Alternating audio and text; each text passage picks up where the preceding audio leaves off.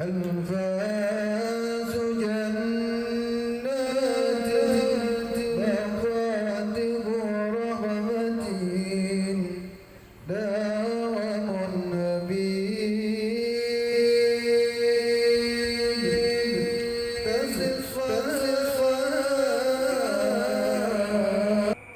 Fa'lam ayyuhas salik wa kafakar Allah wa iyyaka li ta'ati wa ista'malna wa iyyaka fima yurda. Kana al-intisabu ila syaikhi, ada bernasab kepada syekh, innam yusul bitalqin, hanya dapat memperolehnya dengan cara talqin, wa ta'lim, dan mengaji. Seperti sekarang ini adalah rangka ta'lim. Minasyaikhil ma'dzuni, daripada guru yang diizinkan, ijazatin sahihah, ijazah secara sahih, mustaniddatin, yang bersanad, yang bersambung sanad, ilal mursyidil akbar syahid tariqah, kepada mursyidil al-akbar yang mempunyai tariqah al-habibin al-akbar Muhammad sallallahu alaihi wasallam, Sayyidina Muhammad sallallahu alaihi wasallam. Wa kana dzikru la yafidu, dan ada zikir la yafidu, tidak akan memberikan faedah, faedah tammah, secara faedah secara sempurna, illa bitalqin, kecuali dengan tata cara talqin. Bal bahkan jalau, menjadikan pada talqin aktsar syartan, ada pada lebih baik, lebih banyaknya syarat fit thariqah, dalam thariqah.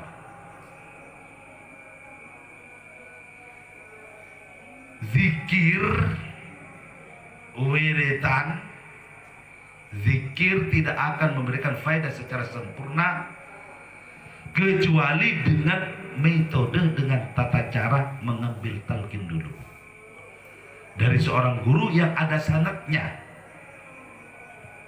yang sanad tersebut jelas secara sori, secara jelas bersambung kepada Habibin al-Akbar Muhammad sallallahu alaihi wasallam.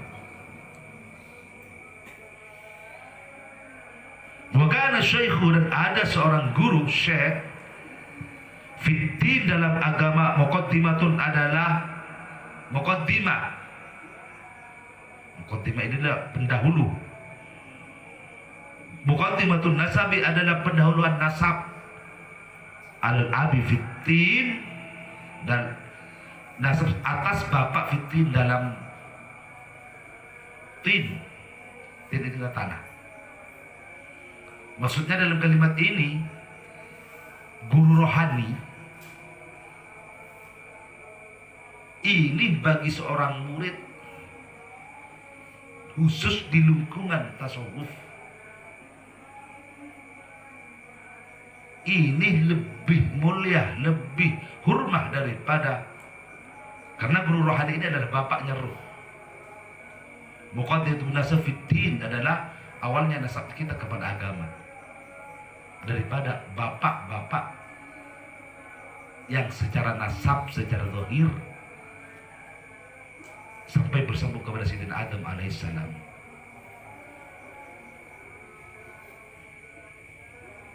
Secara nasab kita bernasab kepada bapak-bapak kita. Bapak kita anaknya kakek, kakek anaknya terus sampai kepada Nabi Adam. Dan Nabi Adam min tin, daripada tin, daripada tanah liat. Juga pun kita anak rohani daripada guru-guru mursyid. Yang namanya anak rohani itu guru mursyid.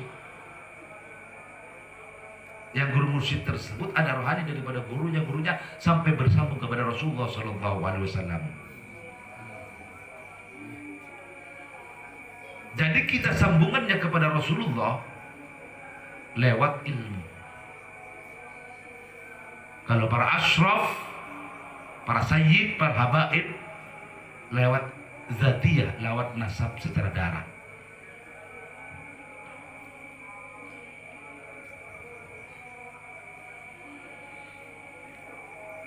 Wa kana salik la budda minhu min mursyidin hissiyan.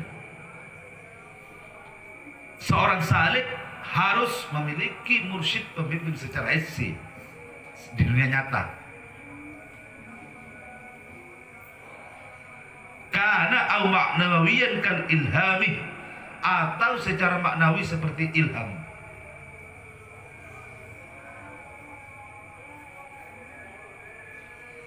Jadi seorang salik harus memiliki seorang guru yang hissi atau guru maknawi yang itu berupa ilham. Yang pertama dikatakan salikin, yang kedua dikatakan majdzubin. Salikin orang yang menapiki pos per manzil untuk naik ke atas. Kalau majdzubin dari atas mau ke bawah. Kalau salikin dengan bimbingan seorang mursyid, kalau majdzubin ilham langsung daripada Allah Subhanahu wa taala. Dan yang paling baik, yang paling top adalah kedua-duanya. Plus dia seorang salikin memiliki guru yang menyambungkan diri kepada Rasulullah, juga pun rohaninya memiliki ilham daripada Allah Subhanahu wa taala. Ini yang sempurna. Dan lebih sempurna lagi husnul tafaqquh fil kitab was sunnah wa ijma'il ummah ma'al tayaqquz wal i'tibar. Bagusnya pemahaman tentang Al-Quran dan Sunnah dan ijma' ulama, serta kesadaran dan iktibar.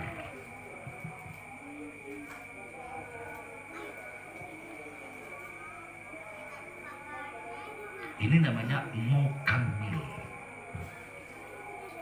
Yang tadi bisa menempuh jalan sampai kepada al-insa al-kamil, sempurna.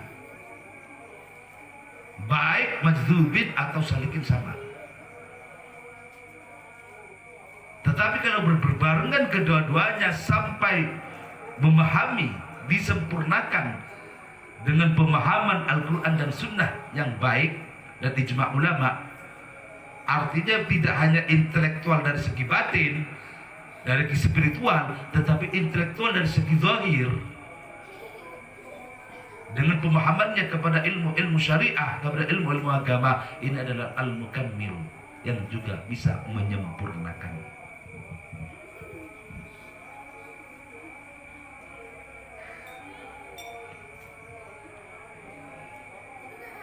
Jadi ada tingkatan al-kamil, ada tingkatan al-mukammil.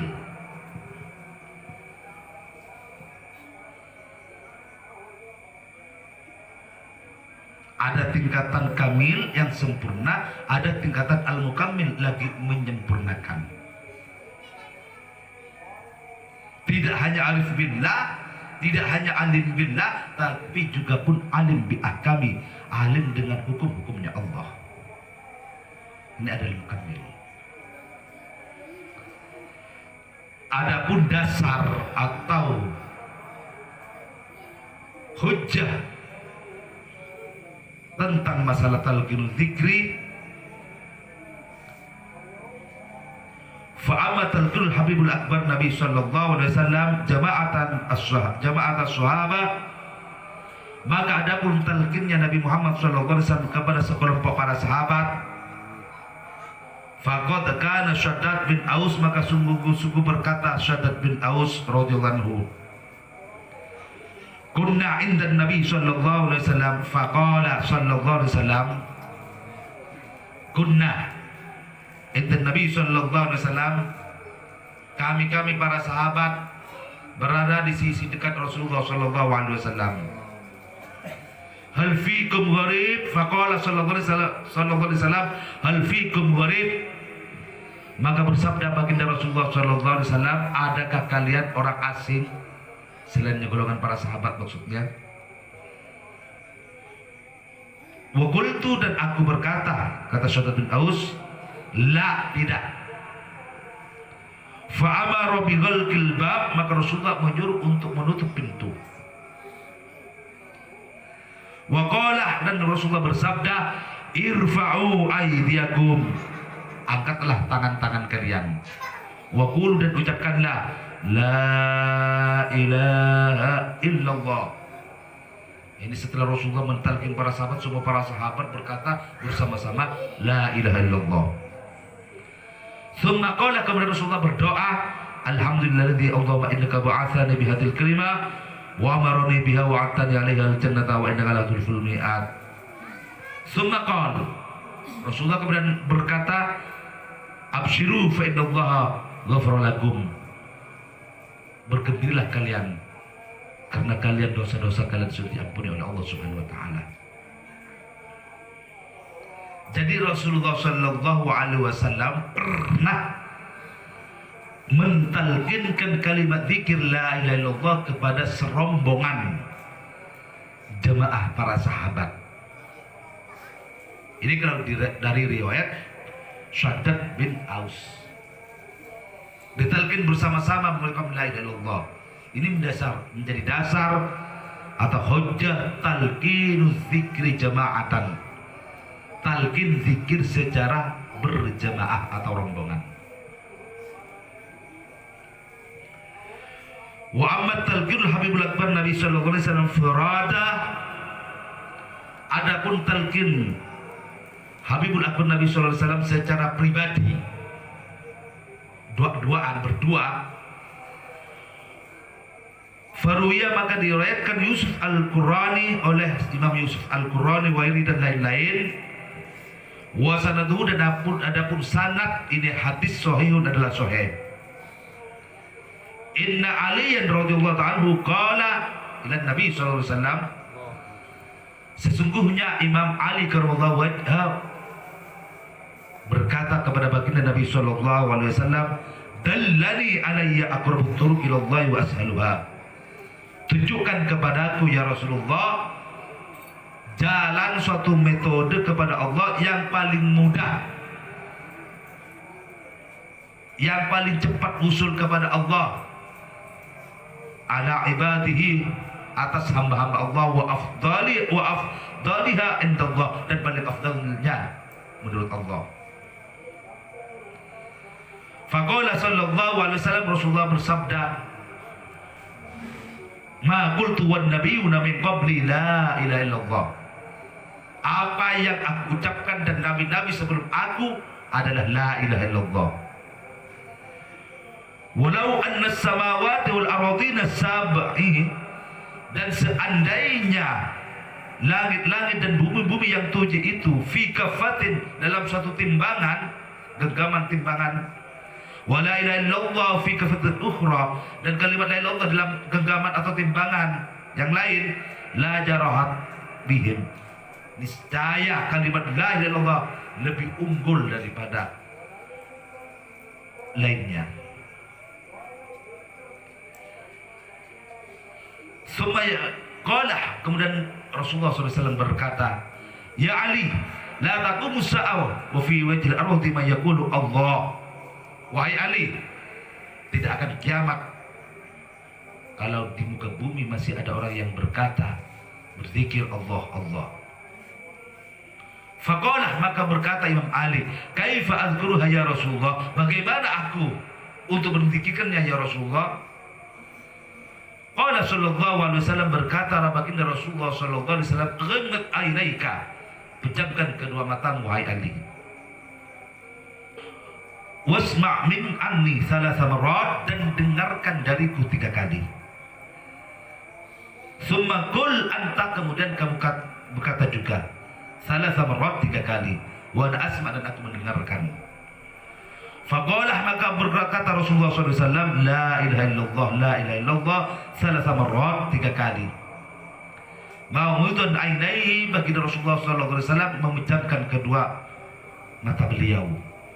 Rafi'an sautahu, Rasulullah menyaringkan suaranya, bukan pelan-pelan, menyaringkan suaranya. Ini dasar hadisnya bagaimana kita berzikir secara suara nyaring. Misalkan ada orang berkata Allah tidak tuli, memang betul Allah tidak tuli, tidak buta.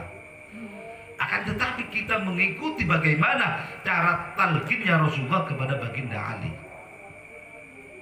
Rasulullah SAW rafi'an sautahu, suaranya diangkat, suaranya dinyaringkan. Wa Ali yasma', Imam Ali mendengarkan. Summa qala Ali, kemudian Imam Ali juga pun mengucapkan la ilaha illallah kadzalik. La ilaha illallah seperti itu. Wa Nabi sallallahu alaihi wasallam yasma', dan baginda Nabi Muhammad sallallahu alaihi wasallam mendengarkan. Fa hadhihi nisbah, maka ini nisbah ala talqin di atas talqin zikir. Dah model talqinnya baginda Nabi Muhammad sallallahu alaihi wasallam kepada Imam Ali diambil oleh ulama-ulama ahli thariqah untuk menjadi hujjah bagaimana menzikirkan kalimat zikir dengan suara nyaring.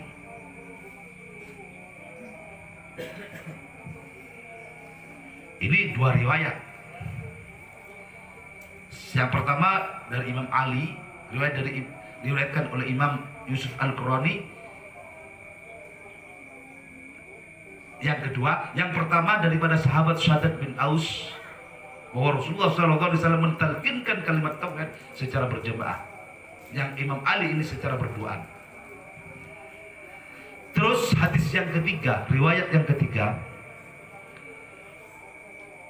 wa fi riwayatin ukhra, dalam riwayat yang lain, kana Nabi sallallahu alaihi wasallam, ada Nabi Muhammad sallallahu alaihi wasallam yulaqinu hadhil kalimatut thayyibah lis-sahaba radhiyallahu anhum, mentalkinkan ini kalimat kepada para sahabat radhiyallahu anhum, litasfati qulubihim, untuk membersihkan, menjernihkan hati-hati mereka, wa tazkiyati nufusihim, dan membersihkan nafsu-nafsu mereka, wa isali ila hadratil ilahiyah, dan bisa wusul kepada hadratil ilahiyah.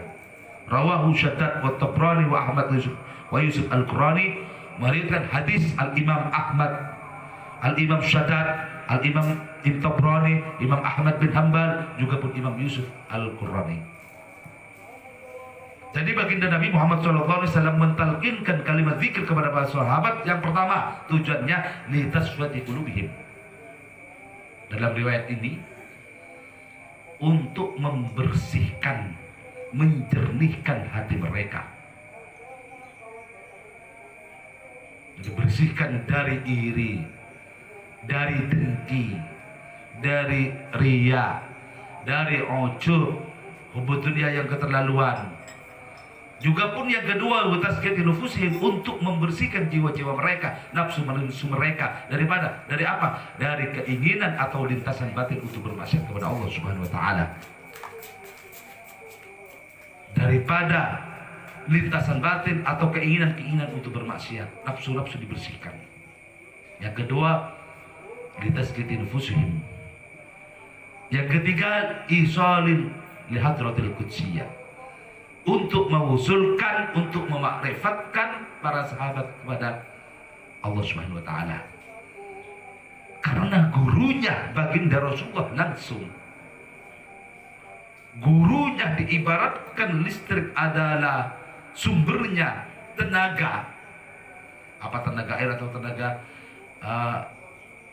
nuklir, misalkan listrik. Ini sumbernya, pusatnya.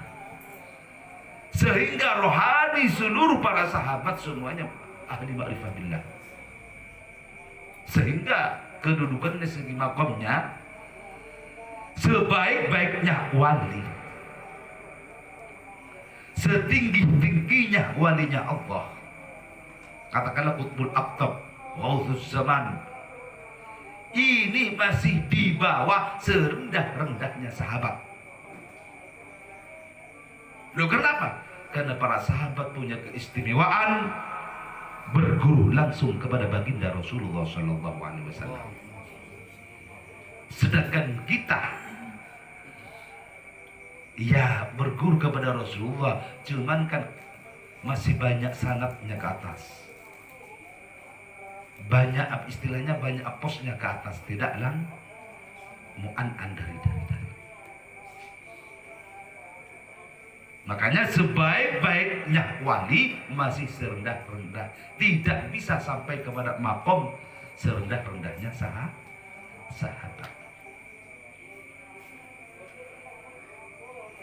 Mujahadahnya seorang wali seumur hidup tidak akan bisa menyamai satu detik pandangannya sahabat kepada baginda Rasulullah SAW.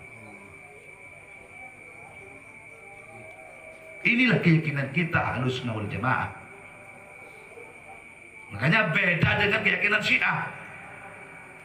Syiah mengkufurkan para sahabat, mengkafirkan bahkan mencaci maki para sahabat.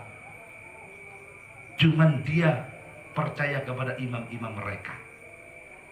Nah, ini satu penyesatan.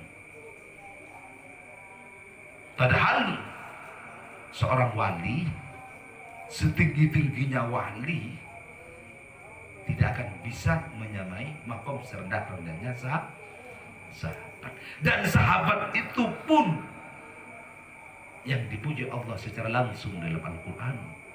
Misalkan yuhibbunahum wa yuhibbunallah. Allah mencintai para sahabat dan para sahabat mencintai Allah.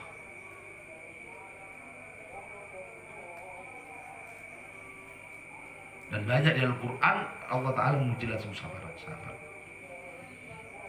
Oleh karena itu semoga kita masih tetap dalam thariqah ini, sehingga kita tetap memegang mata rantai keguruan kita sampai bersambung kepada baginda Rasulullah SAW. Karena di dalam tradisi thariqah manapun saja, termasuk Satoriyah, menjaga tradisi mata rantai silsilah keguruan sampai bersambung kepada baginda Rasulullah SAW, sehingga dalam thariqah Satoriyah menjadikan bahwa talqinnya seorang guru kepada murid atau baiatnya seorang guru kepada murid mengambil baiat atau talqin kepada seorang guru adalah merupakan pondasi thariqah Satoriyah yang kedua. Yang pertama, Al-Fakir sudah jelaskan bahwa pondasi taubah, yang kedua adalah talqinu zikri. Dan semoga talqinu zikri para guru kita kepada kita membekas pada rohani kita, sehingga rohani kita selalu asyik masuk dalam berzikir, sehingga hati kita bersih, nafsu kita bersih, sehingga kita mencapai makom usul ila hadratil qudsiyah dengan selamat. Amin Allahumma amin. Amin Allahumma amin. Yaitu makom ma'rifatullah wa ma'rifatu rasulih. Makrifat kepada Allah, juga pun makrifat kepada utusannya Allah, kepada baginda Rasulullah SAW. Semoga bermanfaat. Wa akhiran minallahi atafil hidayah wal inayah wa min Rasulillah sallallahu alaihi wasallam syafan wa dhar wal barakah wa min Sayyidi Abdul Qadir Al-Jailani wa min Sayyidi Abdullah Syattari wa min Sayyidi Ahmad Al-Kushashi an-nafahat wal barakah. Wassalamualaikum warahmatullahi wabarakatuh.